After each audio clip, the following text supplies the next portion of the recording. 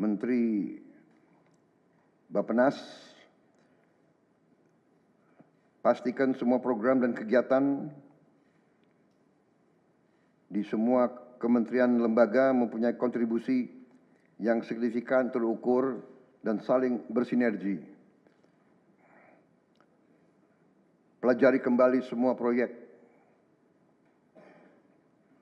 Jangan ada proyek yang mercusuar.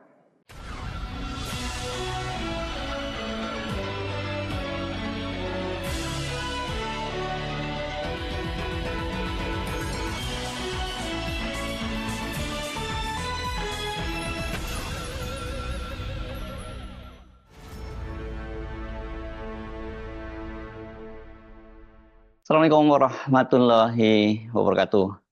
Apa kabar? Saya Herz Munarif dari Forum News Network. Senang sekali bisa kembali menjumpai Anda semua ini di akhir pekan di hari Ahad tanggal 27 Oktober 2024. Presiden Prabowo Subianto secara mengejutkan itu diklaim akan melanjutkan pembangunan IKN. Topik ini yang akan saya ajak Anda untuk membahasnya. Tetapi sebelum saya melanjutkan konten ini, sekali lagi saya mengucapkan terima kasih kepada Anda semua yang sudah mensubscribe dan juga membunyikan lonceng notifikasi di channel Herz No Point. Saya baru saja mendapat pemaparan data dari admin Herz No Point channel yang menunjukkan bahwa mayoritas dari subscriber Herz No Point itu adalah mereka yang berusia antara 25 sampai 42 tahun. Ini artinya mereka adalah generasi milenial dan generasi dan Gen Z ya. Ini memang melek digital. Padahal saya tahu banyak sekali subscriber saya itu yang usianya sama dengan saya ya. Ini generasi baby boomer, generasi kolonial yang nggak begitu akrab atau gaptek lah dengan digital. Jadi buat Anda yang masih usianya terutama usia-usia yang sudah tidak akrab lagi dengan digital, kalau Anda masih kesulitan untuk mendapatkan konten-konten dari Herz No Point, silakan subscribe dulu di channel Herz No Point dan kemudian nyalakan lonceng notifikasi. Dengan cara begitu, Anda akan selalu mendapatkan update setiap kali saya mengunggah konten yang baru. Dan syukur kalau Anda menganggap ini konten ini penting dan Anda kemudian share melalui grup-grup WhatsApp, karena ternyata kontribusi dari grup-grup WhatsApp itu untuk viewer Herz No Point sangat besar. Oke, kita kembali ke topik tadi ya, topik utama itu.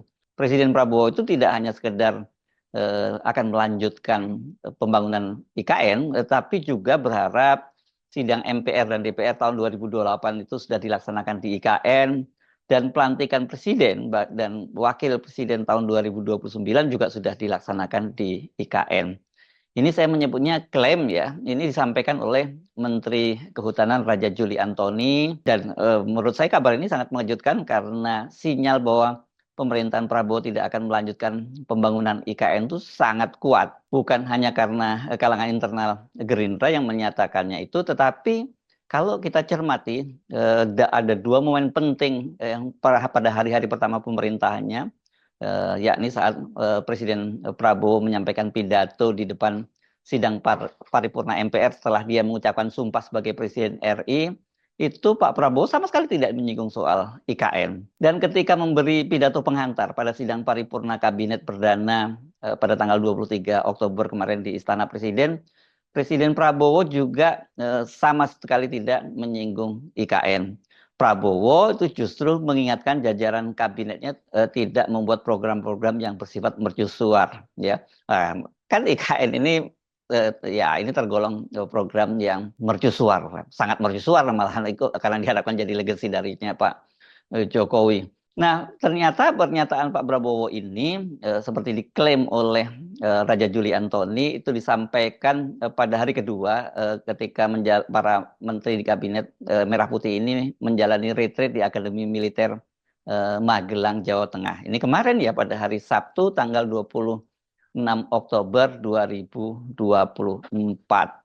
Nah, kalau yang menyampaikan ini adalah Raja Juli Antoni, ya saya nggak terlalu terkejut. Kita nggak terlalu terkejut karena Raja Juli Antoni yang sekarang menjadi Menteri Kehutanan itu adalah Sekjen Partai Solidaritas Indonesia yang mengusung Jokowisme, ya. Dan ini kan putranya Pak Jokowi, Kaisang Pangarep, menjadi Ketua Umum Partai Solidaritas Indonesia. Jadi ya mereka ini pasti fokusnya bagaimana program-program pemerintahnya Jokowi itu berlanjut, dan khusus atau wabil khusus begitu ya, itu IKN yang diharapkan menjadi legacy terbesar dari Jokowi selama 2 periode memerintah. Selain itu, yang kedua kan Raja Juli ini juga sebelumnya pernah menjadi PLT Wakil Kepala Badan Otorita IKN. Jadi kalau info ini kemudian yang mengunggah dia di media sosialnya dan menteri-menteri lain tidak mengunggahnya, saya kira ya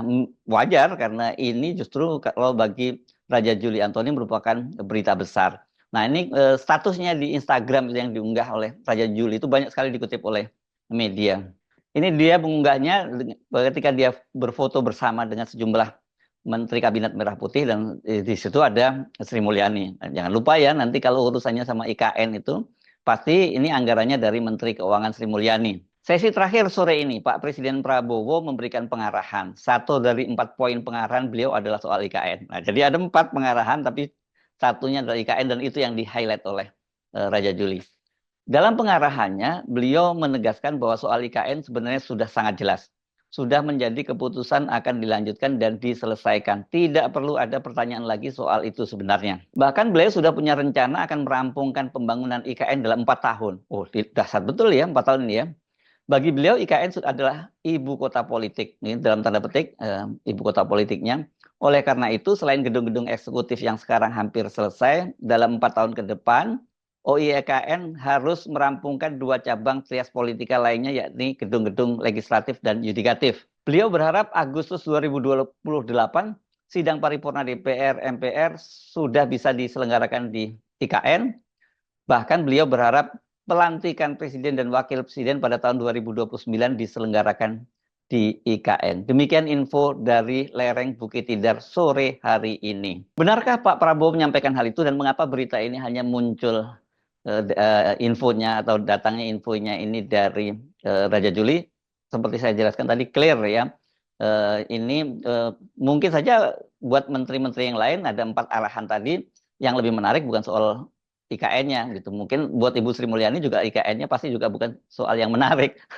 Karena itu kan berarti berkaitan dengan anggaran besar yang akan dikuras dari pemerintahannya Prabowo Gibran. Soal pembangunan IKN ini kan sampai hari-hari terakhir masa jabatannya Pak Jokowi, ya ini pada tanggal 11 Oktober 2024 atau 9 hari sebelum lengser itu, Pak Jokowi masih meresmikan istana ya. Bahkan istananya sebenarnya belum rampung semua. Yang di waktu itu yang diresmikan oleh Pak Jokowi adalah Istana Negara. Ketika meresmikan itu, Pak Jokowi menyatakan bahwa nanti soal Istana Garuda karena belum selesai itu akan diresmikan oleh Pak Prabowo, Presiden Prabowo. Sore hari ini kita akan bersama-sama meresmikan Istana Negara di Ibu Kota Nusantara. Dan karena Istana Garuda ini saat ini masih dalam proses finishing dan dimungkinkan masih memakan waktu 1 bulan ke depan,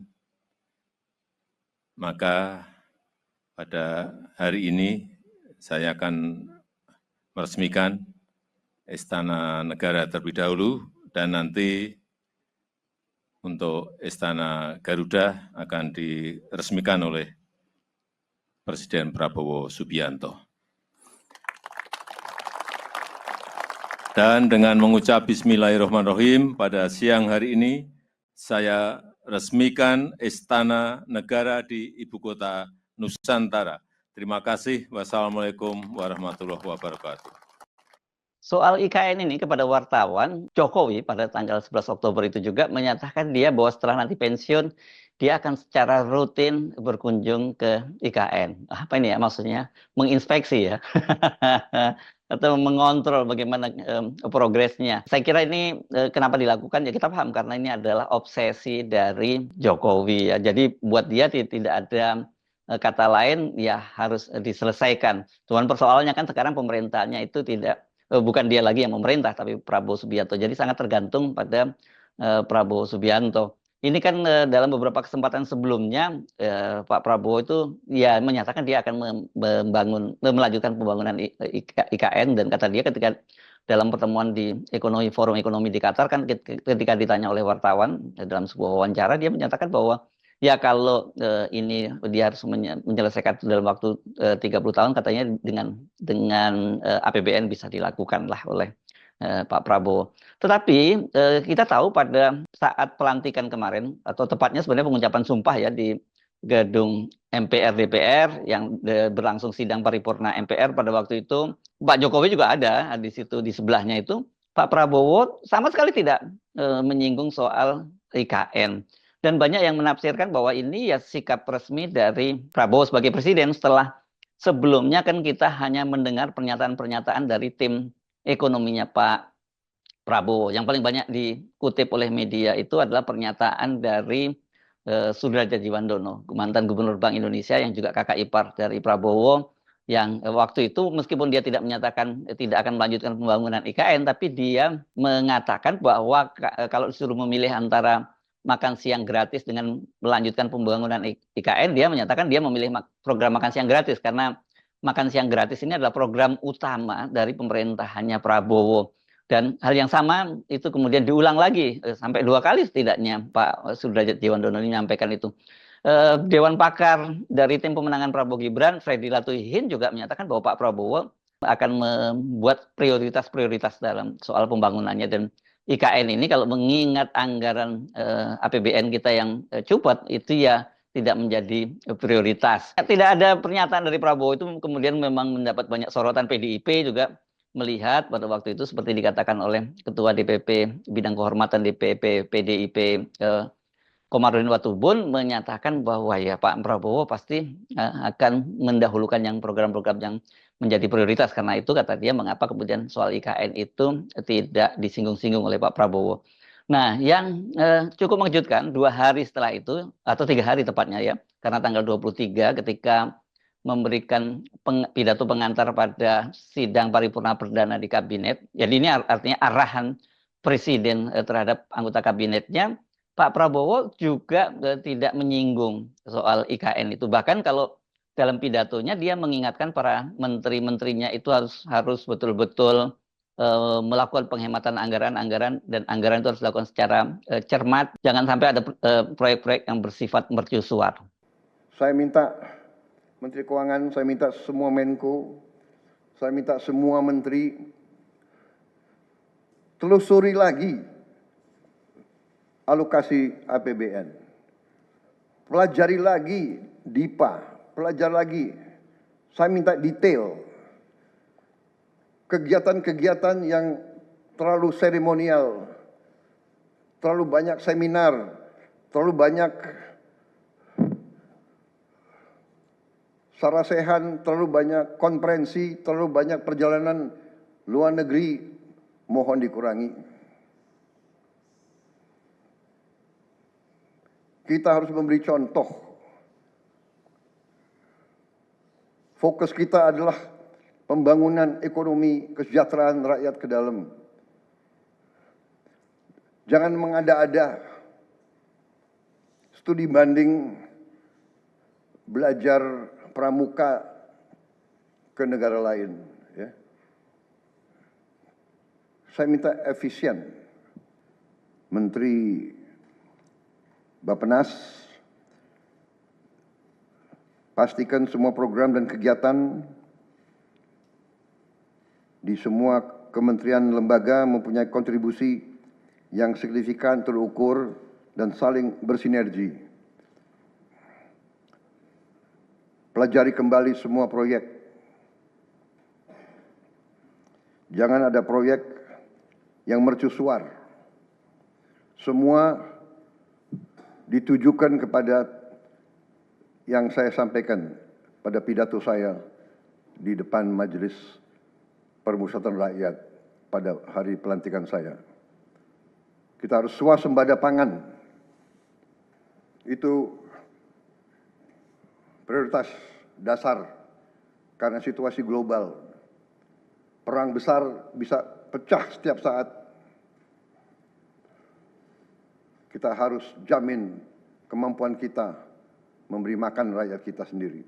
Kalau Pak Prabowo menyatakan tadi itu, kita simak pidatonya jelas ada satu concern budget dan kemudian makanya kegiatan-kegiatan yang tidak perlu jangan dilakukan, termasuk melakukan kunjungan-kunjungan ke luar negeri. Begitu juga soal proyek mercusuar ya. Proyek mercusuar itu apalagi kalau bukan IKN maksudnya.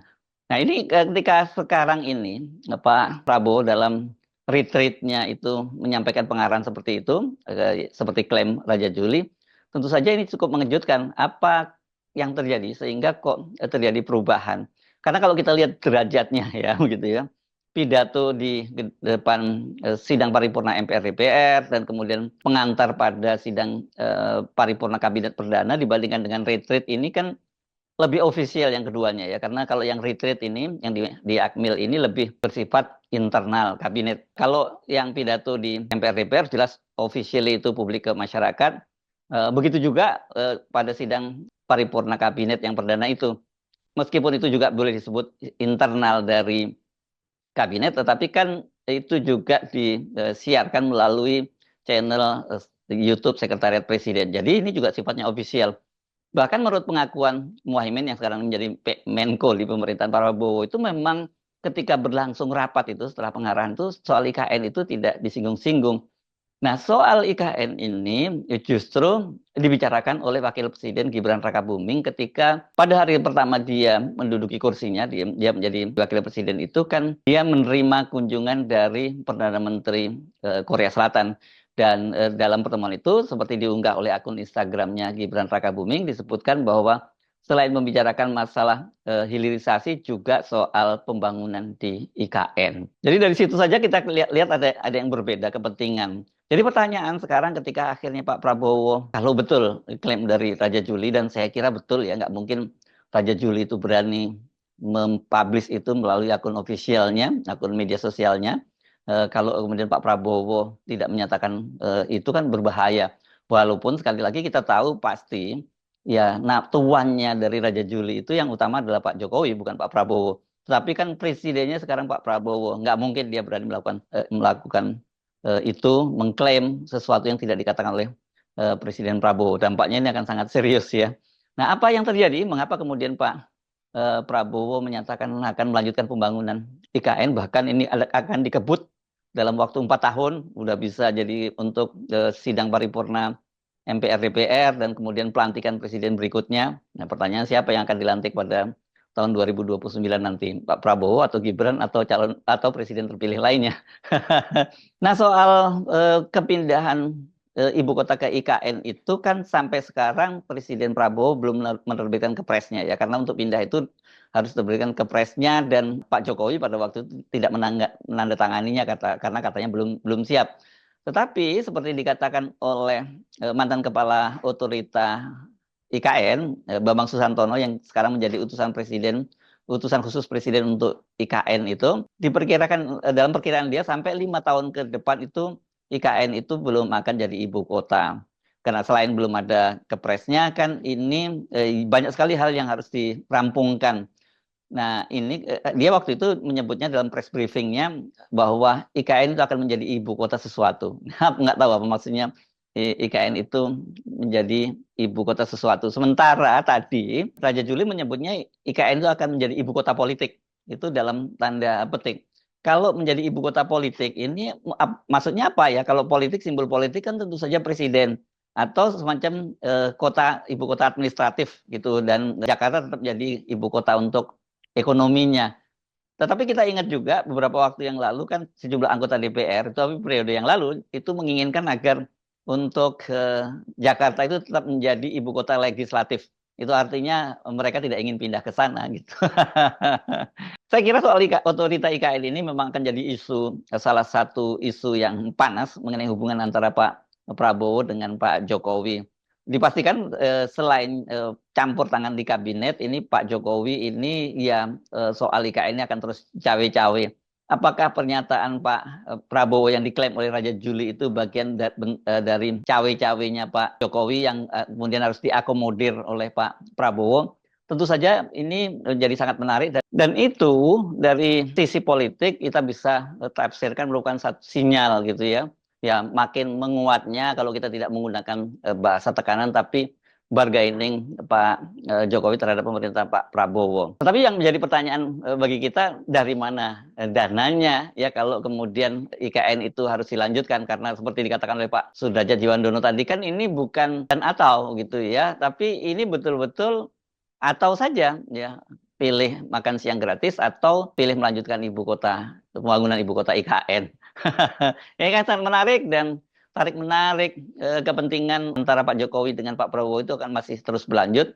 Kita tidak tahu sampai kapan ini, tapi banyak sekali yang meyakini bahwa ya kalau Pak Prabowo itu ingin berhasil pemerintahannya, dia harus mulai berani untuk mulai menyingkirkan bayang-bayang Pak Jokowi dalam pemerintahannya.